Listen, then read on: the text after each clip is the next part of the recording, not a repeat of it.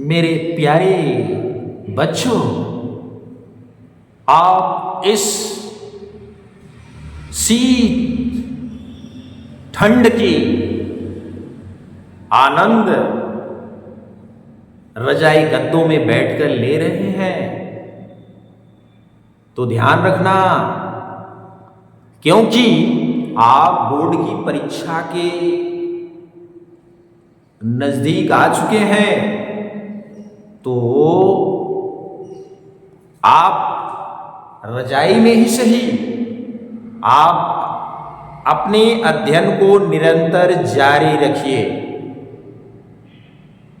मेरे प्यारे बच्चों, आज हम आपके लिए गणित की चैप्टर से सांख्यिकी से हम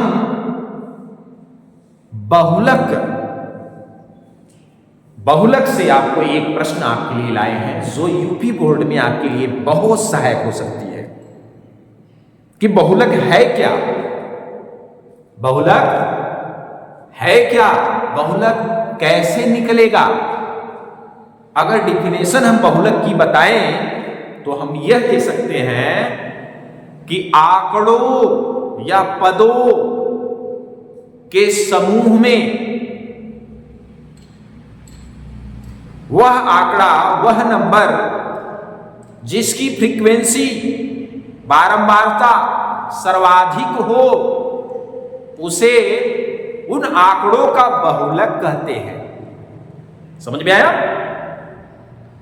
आंकड़ों में या नंबर्स में वह नंबर जो उस आंकड़ों के समूह में सर्वाधिक बार आई हो, उसे हम बहुलक कहते हैं। ध्यान रखना। खैर, ये अवर्गित आंकड़े दिए हो तब ऐसा जवाब दे सकते हैं, जो विकल्पी रूप में आपसे वैकल्पिक रूप में या विकल्पी रूप में या बहुविकल्पी रूप में पूछा जा सकता है।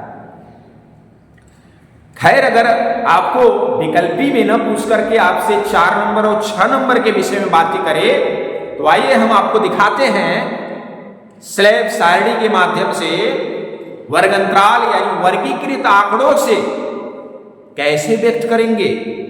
तो आपके लिए वही 4 से 6 नंबर का प्रश्न हम आपके लिए आए हैं। तो आइए अब देखते हैं प्रश्न क्या है। निम्नलिखित बारंबारता बंटन का बहुलक ज्ञात कीजिए। ये बंटन है बारंबारता स्लैब के साथ। वर्गंतराल दिया है 1 से 3, 3 से 5, 5 से 7, 7 से 9, 9 से 11, है ना। और इसके नीचे इसकी ठीक बारंबारता दे दी है 7, 8, 2, 2, 1। तो इस स्लैब में इस बंटन की वर्गीकृत आंकड़ों की आपको बहुलक बतानी है। तो अभी तो अवर्गीकृत आंकड़े थे, तो हमने बता दिया, केवल देख लीजिए कि कौन सी नंबर्स उस समूह में सबसे ज्यादा हो, तो वही उसकी बहुलक हो जाती है। लेकिन अगर आंकड़े इस तरह वर्गंतराल में दिए गए हो, तब कैसे लगेगा, आइए देखते हैं। लिखिए सर्वप्रथम हल, और ये जो क्षैतिज में लिखा गया है वर्गंतराल और बारंबारता, इसको इस तरह लंबवत में लिख लीजिए। ठीक है, बना लीजिए अच्छे से। वर्गंतराल डाल दिया, बारंबारता डाल दिया। वर्गंतराल में सारा वर्गंतराल लिख डाला, बारंबारता में भी सारे फ्रीक्वेंसी बारंबारता लिख डाले।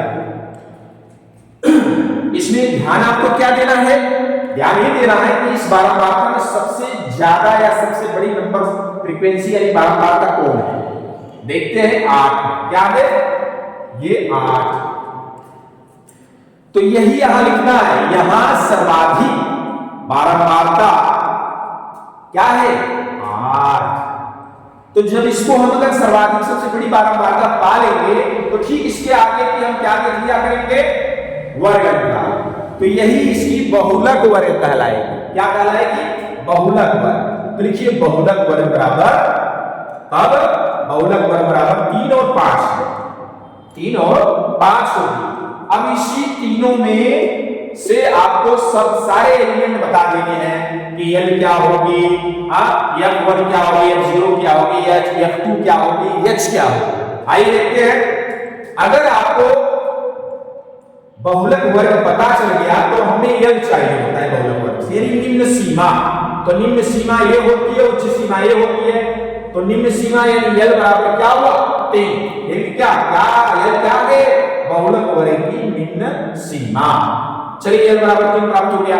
फिर इसमें F1 क्या होता है, ये जो आपने सर्वाधिक बड़ी नंबर से यानी बहुलक वर्ग की वार्ता F1 होती है, जो L के ठीक नीचे आप इंडिकेट करेंगे फार्मूले में L के बाद, तो F1 इंडिकेट करते हैं 8 को, और F0 जो इंडिकेट करेंगे यानी F इसको लिख दीजिए और F0 इसको इसके ठीक पहले लिख दीजिए F0, यानी बहुलक वर्ग के ठीक पहले वाले वर्ग की वार्ता यानी 7, तो F0 7 हो गया।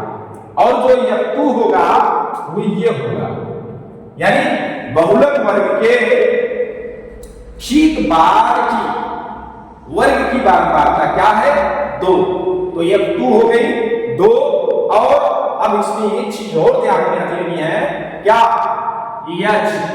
H मतलब H बोले तो वर्ग अंतराल की माप यानी हाइट, क्या है वर्ग अंतराल में कितने कितने के अंतराल है माप, 1 2 3 3 2 5 5 2 7 इस तरह है, या किसी भी वर्ग अंतराल को बड़ी निम्न उच्च सीमा से निम्न सीमा घटा दीजिए, ये 3 में से गया 2, 5 में से गया 2, तो वही कर दिया गया वर्ग अंतराल की माप, उसको हाइट H से दर्शाएंगे। तो अब आपको करना क्या है, सारे एलिमेंट फार्मूले में जो रखने वो प्राप्त हो चुके हैं, देख सकते हो। अब लिखेंगे बहुलक का फार्मूला कि बहुलक बराबर क्या होता है, बहुलक बराबर L प्लस आगे अपान में जो है F1 माइनस F0 बटा 2F1 माइनस F2 का F0 minus F2 into H, ये फार्मूला है। इसके एक आध और फार्मूले हैं, अरे एक फार्मूले में आपको बता दिए हैं, फिर अगर आप कमेंट करेंगे तो आपको जरूर इसके अगर फार्मूले को इंडिकेट कर सकते हैं। आगे ये सारे वैल्यू आपको क्या करने हैं, इस फार्मूले में रख देना है। L की वैल्यू क्या है देख सकते हैं 3 रख दिया 3, आगे F1 है, F1 की वैल्यू 8 है, 8 रख दिया, माइनस F0 की वैल्यू 7 है, वो भी रख दिया, 2F1 है, 2F1 इंटू के साथ है, F1 2 के साथ इंटू में है, 2 इंटू 8 हो गई, देख सकते हैं, माइनस F0 है, F0 कितनी है 7, वो भी रख दिए, F2 कितनी है वो देख लीजिए, F2 2 है, वो भी रख दिया, इंटू में H क्या है वर्ग अंतराल की माप H 2 भी रख दिया।